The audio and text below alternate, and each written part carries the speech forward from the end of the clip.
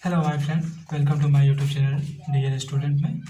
मैं हूँ ब्रजेश प्रजापति और मैं आपको क्लास 12 का गणित पढ़ाने वाला हूँ, जिसमें हम अध्याय 3 लिए हैं, जिसका नाम है मैट्रिक्स। तो हम इसके सभी सवालों को एक एक करके हल करेंगे और इसमें जो भी टॉपिक्स आते रहेंगे हम उसको बाद में क्या करते रहेंगे, बताते रहेंगे सवाल के साथ साथ। तब तक के लिए आप हमारे चैनल को कीजिए लाइक, सब्सक्राइब एंड शेयर और बेल आइकन दबाना मत भूलिएगा, क्योंकि हम इस इंटर की कक्षा 12 की यूपी बोर्ड कक्षा की पूरे किताब की वीडियो लाने वाला हूँ, ठीक ना।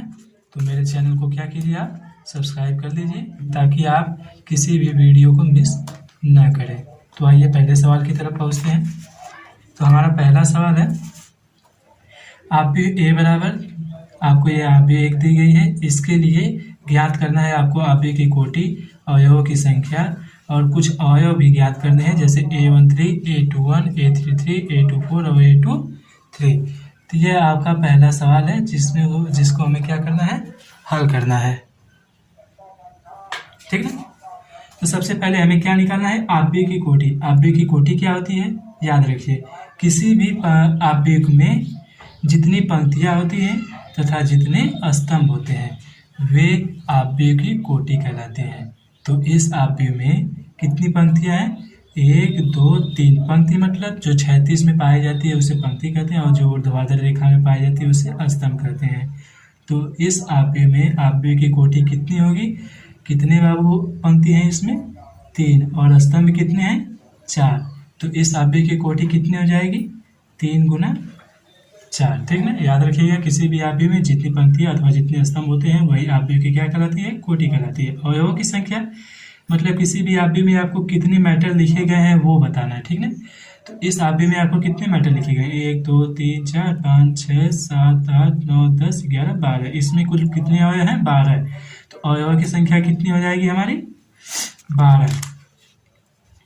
अवयवों की संख्या कितनी होगी, 12। अब याद रखिए, यदि हमें आव्यय की कोटि पता हो और आव्यय की कोटि का हम आपस में गुणा कर दे तो क्या मिल जाता है, अवयवों की संख्या। 3 गुणा 4 बराबर कितना हो जाएगा, 12। अब हमें निकालना है कुछ अवयव, जैसे में A12, A13, A21, A33, A24, A23। तो सबसे पहले हम निकालेंगे A13। A13 का मतलब 1 पहला अक्षर जो लिखा होता है वो पंक्ति होती है और दूसरा जो होता है वो क्या होता है, स्तंभ। यानी कि यह जो हमारा एक ए जो अवयव है यह पहले पंक्ति अथवा तीसरे स्तंभ के स्थान पर है। तो पहला पंक्ति कौन सा है, ये वाला, और तीसरा स्तंभ कौन सा है, ये। तो पहले पंक्ति और तीसरे स्तंभ के स्थान पे हमें कौन सा मान मिला, 19।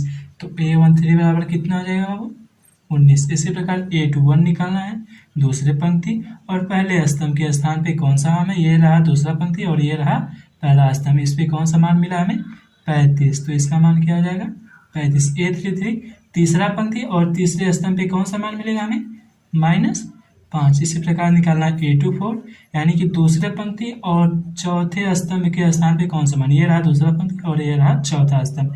इस पे हमें कौन सा मान मिला, 12। इसी प्रकार A23 निकालना है, दूसरे पंक्ति और तीसरे स्तंभ पे कौन सा मान मिलेगा, ये रहा दूसरा पंक्ति और तीसरे स्तंभ का मान कितना है बाबू, 5/2। इस प्रकार इस सवालों को क्या करते हैं, हल करते हैं। तो पहला सवाल हमारा हल हो चुका है। अब दूसरा सवाल है कि यदि किसी आव्यय में 24 अवयव हैं, कितने अवयव हैं, 24 अवयव हैं, तो इसकी संभव कोटियां क्या होगी।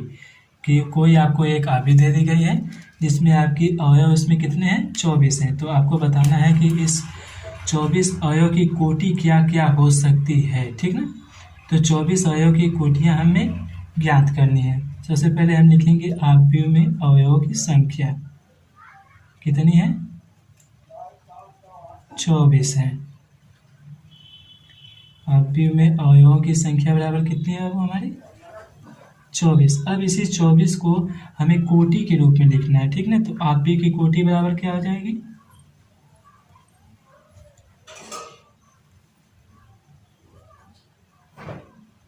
कोटि क्या होती है, यम गुना यन।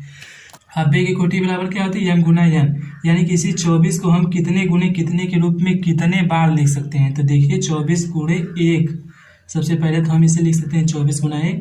उसके बाद इसी को लिख सकते हैं 6 गुना 4 और इसी को लिख सकते हैं 8 गुना 3, और इसी को लिख सकते हैं 12 गुना 2, और इसी को क्या लिख सकते हैं, अब इसको पलट दीजिए, 2 गुना 12 लिख सकते हैं। अब इसको लिख सकते हैं 3 गुना 8, इसको लिख सकते हैं 4 गुने 6, ठीक ना, 4 गुना 6, और इसको लिख सकते हैं 1 गुना 24। तो आप इसे कितने रूप में लिख सकते हैं, 1 2 3 4 5 6 7 8 रूप में क्या कर सकते हैं, लिख सकते हैं। तो इसका सवाल क्या हुआ, पहला वाला हल हुआ। इसी में आगे एक और सवाल बढ़ा दिया है कि यदि इसमें 13 अवयव हो तो कोटियाँ क्या होंगी, ठीक ना। अब की बार अवयव कितने हैं बाबू, 13, अवयव की संख्या कितनी है, 13। तो आप बी की कोटि क्या होगी, देखते हैं। तो 13 को हम कितने गुणे कितने के रूप में लिख सकते हैं, पहला तो लिख सकते हैं 13 गुना 1 और 1 गुना 13। इसके अलावा हम किसी के रूप में नहीं लिख सकते हैं 13 को। तो इसकी कोटियाँ कितनी हो जाएंगी, 13 गुना 1 और 1 गुना 13। तो इसमें संभव कोटियाँ कितनी है, 8। इसमें संभव कोटियाँ कितनी है बाबू, इसमें 8 है, इसमें कितनी है, 2 है, ठीक ना। तो पहला दूसरा सवाल हल हो चुका है। तब तक के लिए आप हमारे इस चैनल को लाइक और सब्सक्राइब कर दीजिए। बढ़ते हैं हम अगले सवाल तीसरे के साथ, ठीक ना। तीसरा सवाल दिया है, जैसे यदि किसी आव्यूह में, देखिए यदि किसी आव्यूह में 18 अवयव हैं तो इसकी संभव कोटियाँ क्या होंगी, यदि इसमें 5 अवयव हो तो क्या होगा। जस्ट एकदम दूसरा की तरह ही आपका चौथा सवाल है, तीसरा सवाल है, तो इसको हल कर दीजिएगा। अब हम बढ़ते हैं अपने अगले सवाल की तरफ, चौथा। तो हमारा दूसरा सवाल है, एक 2 गुणे 2 कोटि का आव्यूह ए बराबर AIJ की रचना कीजिए जिसके अवयव निम्नलिखित हैं। सबसे पहले स्थिति हमारा ये है, दूसरा ये है, तीसरा ये है। इन तीनों के लिए हमें क्या ज्ञात करना है, आव्यूह। तो चलिए लगाते हैं। सबसे पहले हम लिखेंगे आव्यूह की कोटि, क्या लिखेंगे,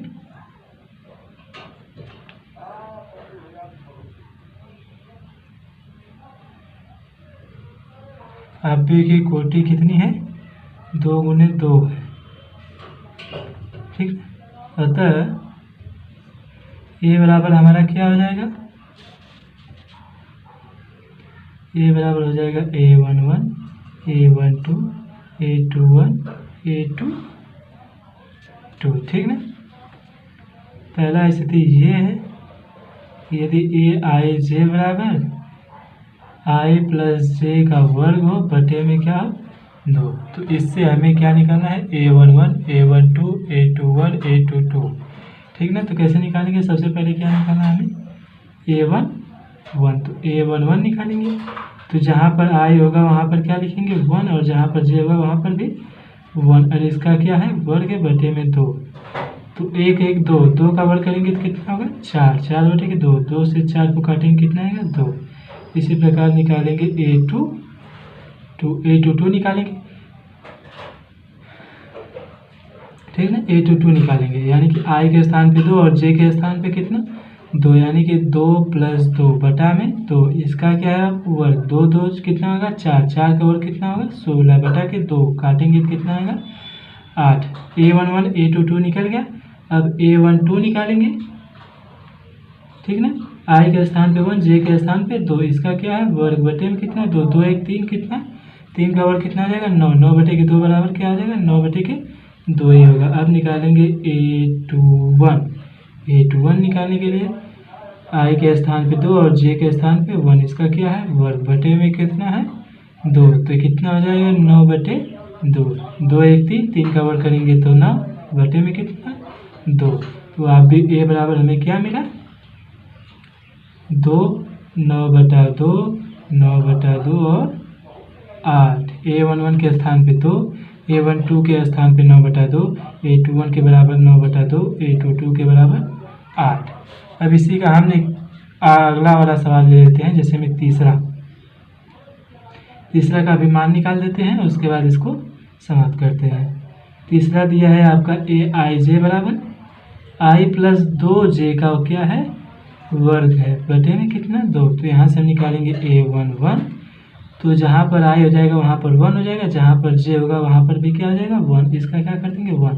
तो 2 में 1 जोड़ेंगे तो कितना हो जाएगा, 3, 3 का वर्ग करेंगे तो 9 बटे में कितना, 2। अब A12 निकालेंगे I के स्थान पे 1 और J के स्थान पे कितना, 2, ठीक है ना। इसका क्या है वर्ग, बटे में कितना है 2, तो ये कितना हो जाएगा 2 दुना के 4, 4 में 1 जोड़ेंगे 5 और 5 का वर्ग करेंगे तो कितना आ जाएगा 25, बटे में कितना 2। अब निकालेंगे A21, ठीक ना। तो I के स्थान पे 2 और J के स्थान पे कितना बाबू 1, इसका क्या है वर्ग, बटे में कितना 2, 2 का 1 में गुणा करेंगे 2 और 2 + 2 कितना हो जाएगा 4, 4 का वर्ग करेंगे तो 16 बटा के 2 काटेंगे तो कितना आएगा 8, ठीक ना। अब इसी प्रकार निकालेंगे कौन सा A22, तो I के स्थान पे कितना 2 और J के भी स्थान पे कितना 2, इसका क्या है वर्ग, बटे में 2। तो 2 दुना के 4, 4 में 2 जोड़ेंगे 6 और 6 का वर्ग करेंगे तो कितना आ जाएगा 36 बटा के 2 काटेंगे तो कितना आएगा 18, ठीक ना। तो तीसरे के लिए आप भी A बराबर क्या हो जाएगा हमारा A11 का मान कितना आया बाबू 9 बटा के 2, A12 का मान 25 बटा के 2, A21 का मान 8, A22 का भी मान 8 ही है, ठीक ना। तो प्रश्न चौथा क्या हुआ हमारा समाप्त। क्वेश्चन नंबर 5 एकदम क्वेश्चन नंबर 4 की तरह है, ठीक ना। जैसे में दिया गया है एक 3 गुणे 4 आव्यूह की रचना कीजिए जिसके अवयव निम्नलिखित है। अगली बार क्या था, अगली बार ये था कि हमें 2 गुणे 2 कोटि की आव्यूह की रचना करना था। अब की बार कितने कोटि का आव्यूह की रचना करनी है 3 गुणे 4 कोटि के। और आपके वैसे भी उसी प्रकार ही आपको क्या दी गई है स्थिति AIJ बराबर 1/2 मॉड में -3i + j, और दूसरा दिया गया है AIJ बराबर 2i - j। तो हम पहले के लिए लगाएंगे, ठीक ना। तो सबसे पहले हमें आव्यूह की रचना करनी पड़ेगी, तो रचना कर लेते हैं कि आव्यूह की कोटि बराबर क्या हो जाएगा। सबसे पहले तो हम लिख देंगे ये आव्यूह की कितनी कोटि की है 3 गुणे 4 कोटि की है। अतः हमारा A बराबर आव्यूह मिलेगा A11, A12, A13, A14। पहला 3 है, दूसरा 4, मतलब कि 3 पंक्तियाँ होंगी और 4 स्तंभ, ठीक ना। A21, A22, A23, A24, इसी प्रकार A31, A32, A33 और A34, ठीक है। कितने पंक्तियाँ बाबू 1 2 3 पंक्तियाँ हैं और हमारा स्तंभ कितना है 1 2 3 4 स्तंभ है। सबसे पहले हम पहले के लिए हल करते हैं, जो हमारा दिया गया है AIJ बराबर 1/2 मॉड में दिया गया है -3i + j। इस मॉड का मतलब क्या है, आप इस मॉड के अंदर किसी भी संख्याओं को हल करेंगे, यदि उसका मान माइनस में है तो उसको मॉड से बाहर निकालेंगे तो हाँ उसका मान क्या हो जाएगा बाबू प्लस में हो जाएगा, ठीक ना। तो सबसे पहले हम क्या निकालेंगे A11, ठीक है A11 निकालते हैं, यानी कि I के स्थान पर भी 1 और J के स्थान पर भी 1। तो लिखते हैं 1/2 मॉड में -3 I का मान 1, J का मान भी 1, ठीक ना।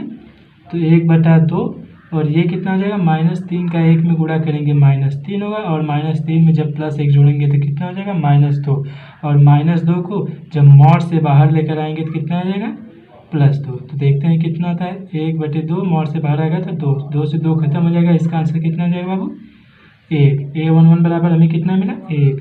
अब A12 निकालेंगे, मतलब 1/2 -3 I के स्थान पर भी 1 और J के स्थान पर 2, ठीक ना।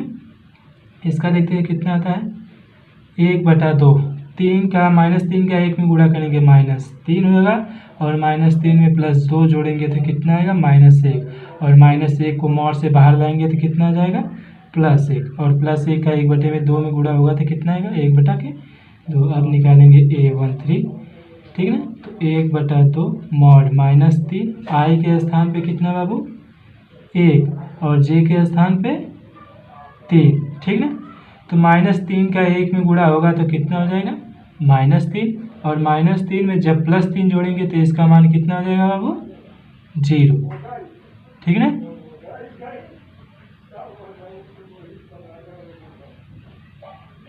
-3 में जब +3 जोड़ेंगे तो इसका मान कितना हो जाएगा 0। अब किसी भी संख्या का आप 0 में गुणा करेंगे तो उसका मान कितना हो जाता है 0। अब निकालेंगे हम A14, यानी कि 1/2 मॉड में -3 I का मान 1 और J का मान कितना है बाबू 4, -3 का 1 में गुणा होगा तो -3 में से 4 घटाएंगे तो कितना आएगा 1। अब 1 का गुणा होगा 1/2 में, तो इसका मान कितना आ जाएगा 1/2।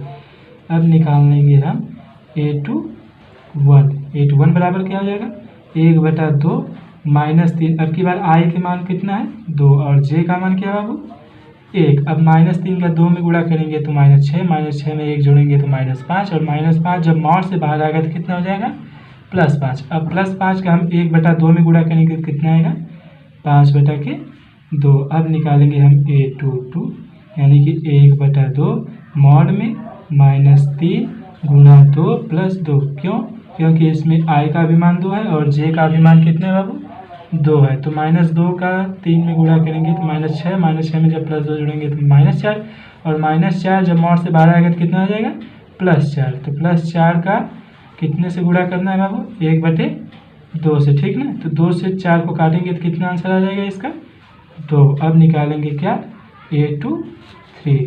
तो 1/2 -3 इसका मान है 2 और इसका मान है कितना होगा आपके पास 3। 3 निकालेंगे A23 बराबर क्या आ जाएगा 1/2 -3 गुणा 2 + 3 यानी कि -3 का गुणा 2 में करेंगे तो -6 और -6 में जब +3 जोड़ेंगे तो कितना आ जाएगा -3 और -3 को मॉड से बाहर लाएंगे तो कितना आ जाएगा 3 और 3 का 1/2 में गुणा करेंगे तो उसका आंसर कितना आ जाएगा 3/2। अब हमें क्या निकालना है A24 निकालने के लिए वही विधि लगाएंगे 1/2 -3 I का मान है 2 और J का मान है +4। तो 3 का 2 में गुणा करेंगे तो -6 हो जाएगा। -6 को जब +4 करेंगे तो कितना आ जाएगा -2 और -2 को मॉड से बाहर लाएंगे तो कितना आ जाएगा 2 और 2 का 1/2 में गुणा हो जाएगा तो आ जाएगा 1, ठीक ना। अब निकालना है हमें A31 यानी कि 1/2। अब जानते हो I के स्थान पे कितना हो जाएगा 3 और J के स्थान पर 1 होगा। तो -3 का 3 में गुणा होगा तो +-9 हो जाएगा। -9 का जब 1 में ऐड करेंगे तो -8 हो जाएगा। तो -8 का गुणा कितने में करना है 1/2 में, ठीक ना। मॉड से बाहर आएगा तो +8 हो जाएगा। इसको काटेंगे तो कितना आएगा 4। अब निकालेंगे क्या A32 यानी कि 1/2 कोष्टक में -3 गुणा में 3 प्लस कितना 2 -3 और गुणा 3 कितना हो जाएगा 9। 9 में से 2 घटाएंगे तो कितना आ जाएगा -7। -7 को मॉड से बाहर लाएंगे तो क्या आ जाएगा +7 और +7 का 1/2 में गुणा करेंगे तो कितना आ जाएगा 7/2। अब निकालेंगे A33 यानी कि 1/2 -3 गुणा में 3 और +3। तो 3 3 का 9 -9 में जब +3 जोड़ेंगे तो आ जाएगा -6 और -6 मॉड से बाहर आ जाएगा तो क्या हो जाएगा 6/2। अब 6 को 2 से काटेंगे तो इसका आंसर कितना आ जाएगा 3। अब क्या निकालेंगे आखिरी में A34 1/2 -3 I का मान 3 और J का मान कितना बाबू 4। तो 3 3 का 9 -9 में जब +4 जोड़ोगे तो कितना आ जाएगा -5 और -5 को मॉड से बाहर लाओगे तो कितना हो जाएगा 5 और 5 का 1/2 में गुणा करोगे तो इसका आंसर कितना आएगा 5/2। अब सभी का मान निकल गया है तो हम आप ए में सबका मान क्या कर देते हैं रख देते हैं। तो देखा जाए तो A11 का मान कितना है बाबू A11 का मान कितना है 1। A12 का मान कितना है 1/2। A13 का मान कितना है 0। A14 का मान कितना है 1/2। A21 का मान कितना है बाबू 5/2। A22 का मान 2 और A23 का मान कितना है बाबू A23 का मान 3/2 और A24 का मान कितना है बाबू 1। अब A31 का मान कितना है 4। A32 का मान कितना है 7/2। A33 का मान 3 और A34 का मान कितना है बाबू 5/2। अब ये सवाल आपका हल हो चुका है। आप चाहें तो इसका स्क्रीनशॉट ले सकते हैं। अब हम बढ़ते हैं अपने अगले सवाल की तरफ। तो ये रहा हमारा छठा सवाल। छठा सवाल कुछ इस प्रकार लिखा गया है कि निम्नलिखित समीकरणों से x, y तथा z के मान ज्ञात कीजिए। ये आपको कुछ समीकरण दिए गए हैं 1 2 3 ठो, जिसमें से आपको x तथा y अथवा z के मान ज्ञात करने। बहुत सिंपल है बाबू, देखा जाए कैसे लगाते हैं। देखिए सबसे पहले तो हम क्या करें, सबसे पहले हम पहला सवाल लगाते हैं आपका। ये देखते हैं ये इसका आंसर क्या आता है x 5 y z 1 5। देखिए सवाल लगाने से पहले आपको कुछ बातें रिकवर करनी पड़ेगी। पहले तो ये कि यदि किसी भी आपवियों की कोटियाँ आपस में बराबर हो तो हम लिख सकते हैं कि उस आपवियों का अवयव भी आपस में क्या होंगे, बराबर होंगे। ठीक ना, किसी भी आपवियों की यदि कोटियाँ आपस में बराबर है तो उसके अवयव भी आपस में क्या होंगे, बराबर। तो देखा जाए इस आपवियों की कोटि कितनी है बाबू, 2 गुना 2, इसकी भी कितनी है, 2 गुना 2।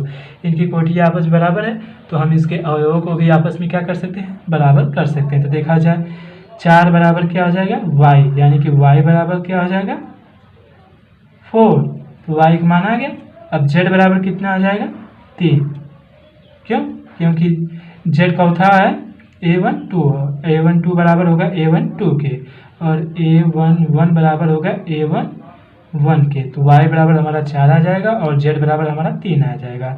ठीक ना, और x बराबर निकालना यानी कि a21 बराबर होगा a21 के। तो यहाँ से x बराबर हमारा आ जाएगा कितना बाबू, 1। ठीक ना, तो इस प्रकार आपका पहला सवाल समाप्त हुआ। तो चलते हैं अपने अगले सवाल की तरफ। अगला सवाल है x प्लस वाई, दूसरा अवयव है 2, तीसरा अवयव है 5 प्लस z, चौथा अवयव है एक्स वाई। और इधर पहला अवयव है 6, दूसरा 2, तीसरा 5, चौथा 8। ठीक ना, वही बात इसमें भी कोटियाँ कितनी है, 2 गुना 2, तो इसके अवयव भी आपस में क्या होंगे, बराबर होंगे। तो x प्लस वाई बराबर कितना हो जाएगा 6 और 5 प्लस z बराबर कितना हो जाएगा 5, एक्स वाई बराबर कितना हो जाएगा बाबू 8। ठीक ना, अब इसे मान लेते हैं हम लोग समीकरण 1, ये हो गया समीकरण 2 और ये रहा समीकरण 3।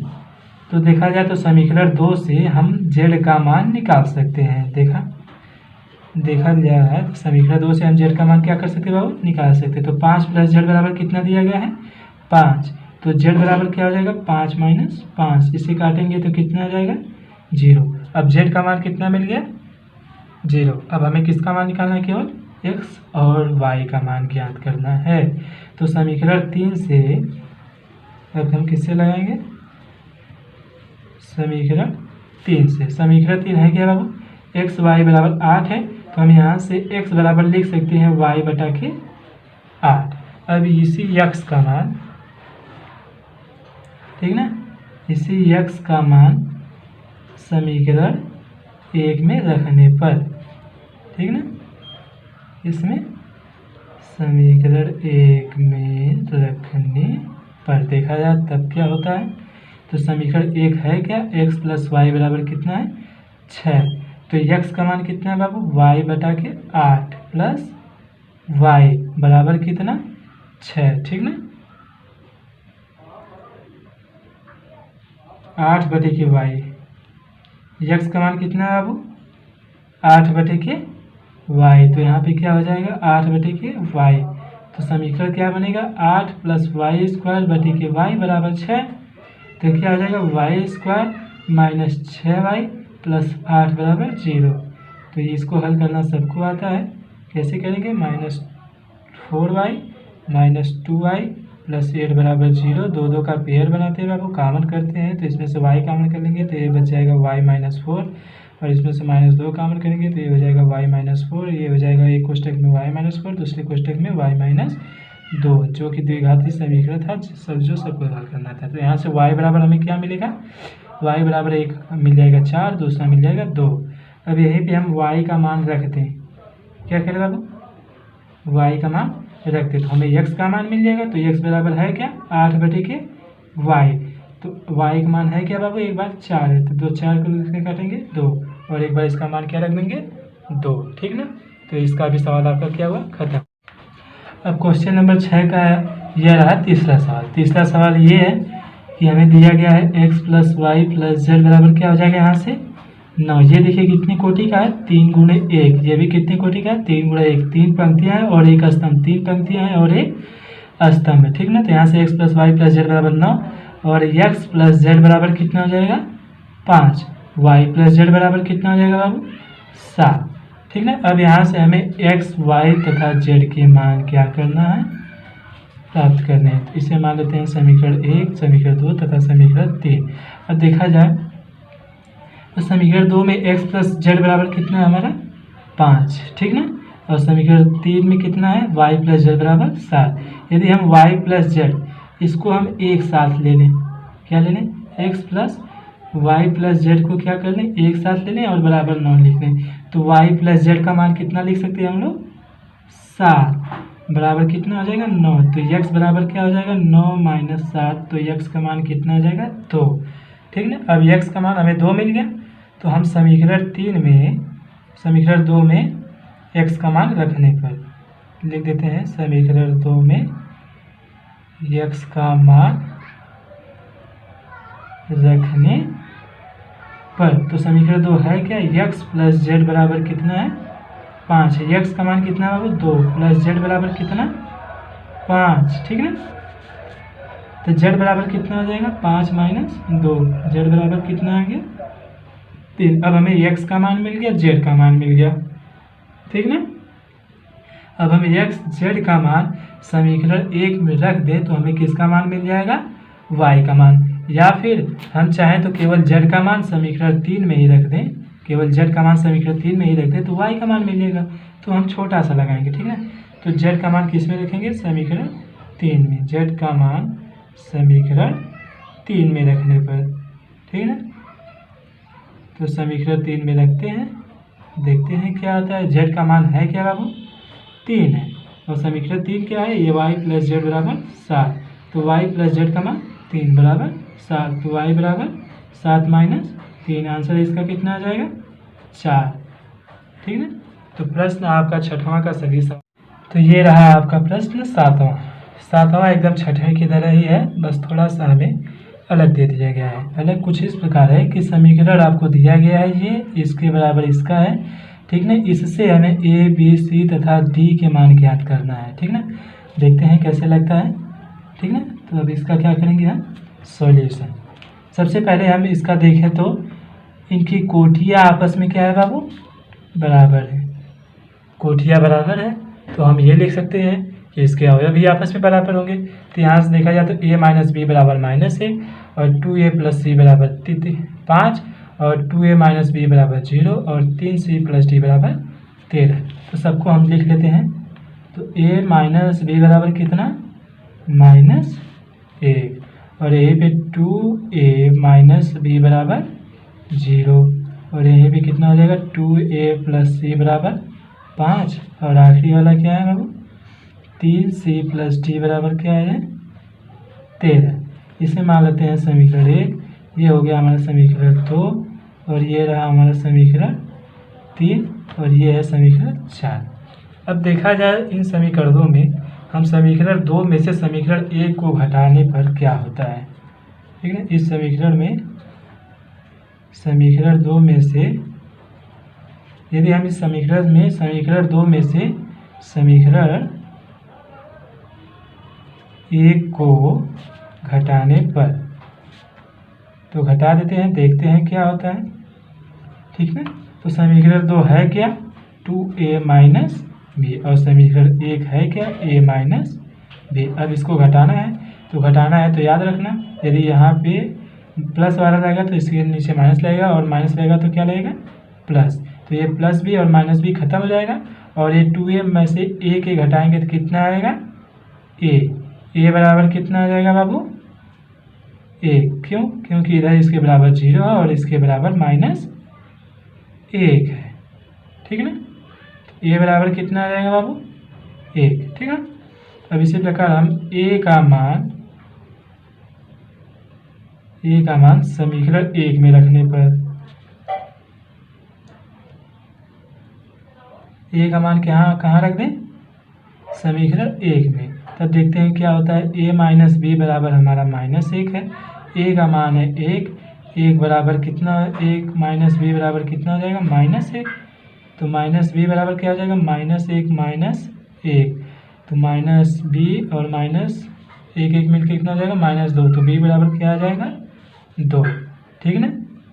अब आपका तीसरा समीकरण दिया है 2a प्लस सी बराबर 5। अब हमें मिल गया है a बराबर कितना होता है बाबू, a का मान कितना है, 1। इससे यहीं पर हम a का मान रख दें तो हमारा c का मान क्या हो जाएगा, मिल जाएगा। तो 2 का 1 में गुणा करेंगे 2 को उधर भेजेंगे तो 5 माइनस 2 बराबर इसका मान कितना आ जाएगा, 3।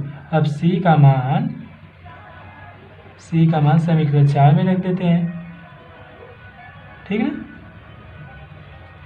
c का मान समीकरण 4 में रखने पर तो देखते हैं समीकरण 4 है क्या। समीकरण 4 है कुछ इस प्रकार कि 3c + d बराबर 13। तो 3 गुणे c का मान कितना है बाबू 3 + d बराबर 13। 3 3 के 9, 9 को d के उधर भेजेंगे तो 13 - 9 हो जाएगा। 13 में से 9 घटाएंगे तो कितना आ जाएगा 4।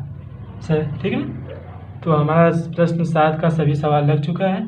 अब आपको इसमें कुछ ऑप्शनली क्वेश्चन है जिसमें से बहुत ही इंपॉर्टेंट है 8वां वाला, वो हम आपको समझा देते हैं। 8वां सवाल आपका कुछ इस प्रकार है, यदि कोई आपको आप भी a बराबर दी गई हो यम गुणे n कोटि का, वह एक वर्ग आप भी होगी कब, जब उसका यम लेस देन n हो और यम ग्रेटर देन n हो या अथवा m r equal to n हो, ठीक ना। तो याद रखिएगा कोई भी आप भी एक वर्ग आप भी तभी कहलाएगी जब उसके कोटि आपस में क्या होंगे बराबर होंगे, ठीक है ना। किसी भी आव्यूह की कोटि आपस में बराबर होंगी तो वो वर्ग आव्यूह कहलाती है। तो इसका ऑप्शन कौन सा सही हो जाएगा तीसरा, ठीक है। तो प्रश्नावली 3.1 आपका खत्म हो चुका है। हमारे चैनल को कर दीजिए लाइक, सब्सक्राइब एंड शेयर और इस